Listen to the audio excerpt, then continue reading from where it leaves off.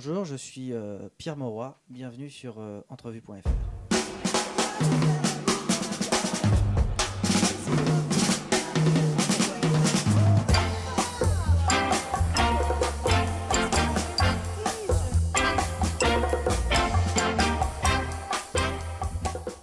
C'est évident que passer après Florence Foresti, c'était difficile parce qu'elle avait mis la barre haut, que moi j'étais le premier client de ce qu'elle faisait. Donc c'était très compliqué et c'est pour ça qu'il fallait faire quand même, trouver quelque chose qui soit différent, dans la façon d'amener un personnage, parce que dans une émission qui existe déjà, qui est déjà installée, qui marche, et arriver un petit peu comme le perturbateur, il faut que ce soit légitimé. Donc voilà, c'est vrai qu'il y avait une vraie difficulté, mais avec des faux seins et une moustache, tout passe très bien.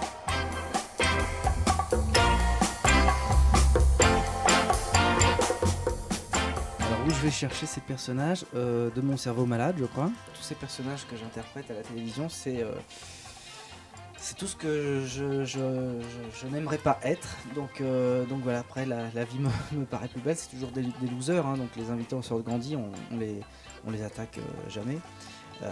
Et puis on part très souvent d'une anecdote, hein, très simple, pour construire le personnage. Je sais pas, Lista Glioni, on sait qu'elle a été au conservatoire, qu'elle a appris le piano, donc on s'est dit voilà, on va faire un pianiste, mais un pianiste évidemment d'ascenseur, parce qu'on cherche toujours des trucs un petit peu particuliers. Voilà, on essaie de trouver la petite anecdote, le petit truc qui fait que ça va nourrir et légitimer le personnage.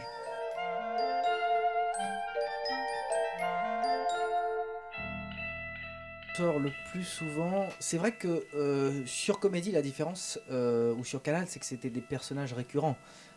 Monsieur Pringle, Damien Bézet, Rémi le primeur, toujours blagueur mais avant tout primeur, puis il y avait des gimmicks, donc c'est vrai qu'il y avait presque un lien affectif avec le téléspectateur. Et chez Laurent, je crée un nouveau personnage chaque semaine, donc une nouvelle gueule, une nouvelle façon de parler, un nouveau gimmick. Alors il y en a qui ont plus marqué que d'autres parce qu'ils ont été rediffusés ou que sur le net il y a pas mal de clics. Je sais que notamment avec Nana Mouskouri, l'ancienne professeure de chant, ou avec Marie-Jo Pérec, l'ancien coureur du 400 mètres, ce sont des personnages qui ont été assez forts, qui ont marqué. Que des gens malsains et infréquentables, hein.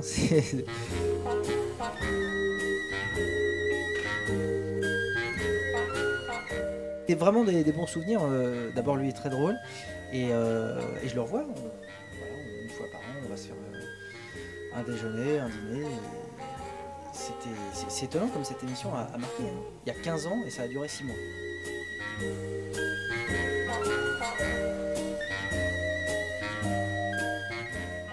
C'était assez drôle, Hyper Chaud, parce que très honnêtement, au bout de quelques jours, on savait que l'émission ne passerait pas l'hiver. Et il y avait même des paris en se disant voilà, est-ce qu'on va tenir jusqu'à novembre, est-ce que ça va être décembre, est-ce qu'on va passer quand même les fêtes. Et malgré tout ça, il y avait une très bonne ambiance entre moi et Bec BD, la prod, ce qui n'est pas évident parce que quand ça se passe mal, il peut y avoir des tensions, on peut s'en vouloir les uns les autres, il peut y avoir des aigreurs, enfin chacun s'attribue la responsabilité. Et ça s'est très bien passé, on a passé un bon moment.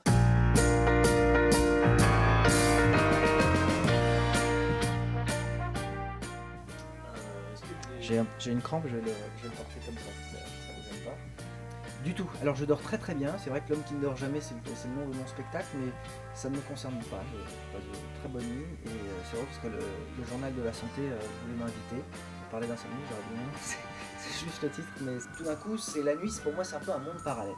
Voilà, il y a une coexistence entre le monde de la journée et le monde de la nuit, avec une population différente, une culture différente. Et voilà, ces 8 années d'insomnie, c'était ce prétexte de raconter des choses un petit peu, d'un monde un petit peu imaginaire, un petit peu dingue, et donc d'interpréter aussi des personnages malades, hein, comme j'aime le faire. Voilà. C'était Martine Aubry dans entrevue.fr.